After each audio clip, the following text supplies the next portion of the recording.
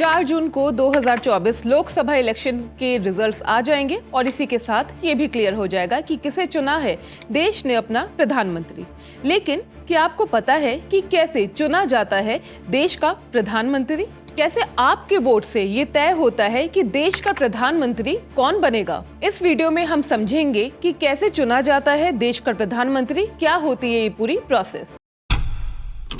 हमारे संविधान के आर्टिकल 75 में ये बताया गया है कि प्रधानमंत्री को शपथ दिलवाने का काम होता है राष्ट्रपति का।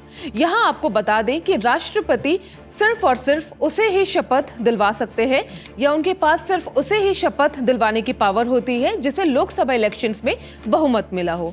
राष्ट्रपति अपनी पसंद से किसी को भी शपथ नहीं दिलवा सकते हैं। प्रोसेस समझने के लिए पहले हमें थोड़ा बेसिक समझना पड़ेगा।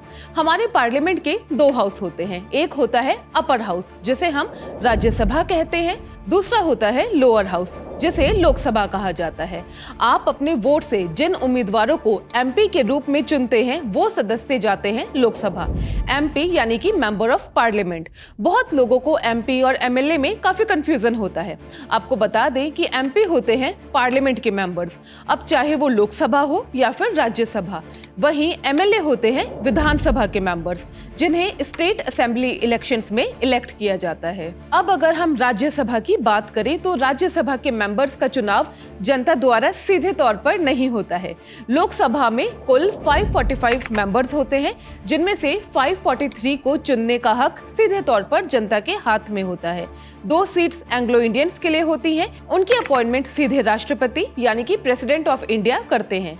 अब सवाल ये उठता है कि किस राज्य से कितने मेंबर्स लोकसभा तक पहुंचते हैं या यूं कहें कि किस राज्य की लोकसभा में कितनी सीट्स होती हैं।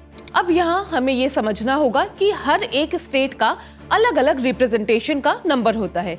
जैसे दिल्ली में लोकसभा की 7 सीट्स हैं, यानी यहाँ से चुनाव जीतकर 7 एमपी लोकसभा जाएंगे।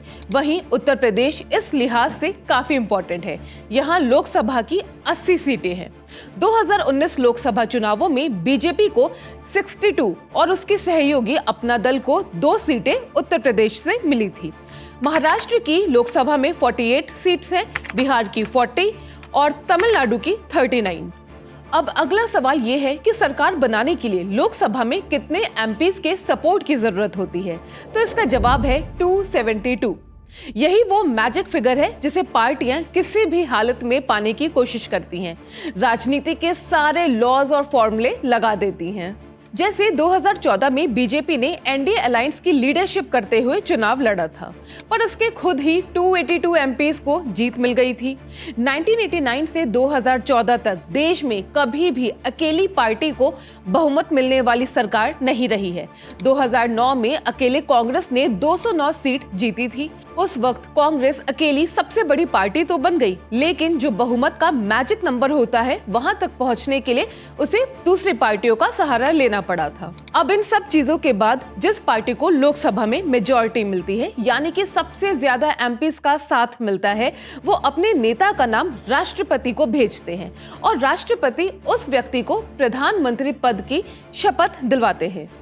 इस पूरी प्रोसेस के बाद जो प्रधानमंत्री चुने जाते हैं उनका टेन्योर होता है 5 साल। और हाँ, इस पूरे 5 साल में अगर अलायंस की सरकार बनी है तो सभी अलायंस वाली पार्टियों को साथ रखना होता है। किसी भी वक्त अगर ये आंकड़ा 272 से कम चला जाता है तो ऐसे केस में प्रधानमंत्री को इस्तीफा देना पड़ जाता है। यहाँ हमें एक बात पर ध्यान देना होगा कि जो व्यक्ति प्रधानमंत्री पद के लिए चुना जाता है वो कुछ टर्म्स एंड कंडीशंस को पूरी करे, ये जरूरी है। जैसे कि भारतीय नागरिक होना सबसे जरूरी है, कैंडिडेट लोकसभा या राज्यसभा का मेंबर हो। अगर कैंडिडेट इनमें से दोनों का ही मेंबर नहीं है तो उसके पास 6 महीने का टाइम होता है। उसे 6 महीने के भीतर ही किसी एक का मेंबर बनना पड़ेगा। कैंडिडेट पर कोई भी प्रूव्ड क्रिमिनल चार्ज नहीं होना चाहिए। बहरहाल आई होप कि इस वीडियो से आपको काफी हद तक ये क्लैरिटी मिल गई होगी कि कैसे चुना जाता है देश का प्रधानमंत्री। अगर आपके मन में कोई भी डाउट है तो आप कमेंट सेक्शन में जरूर बताइए। मैं हूं गरिमा, आप देख रहे हैं स्विच।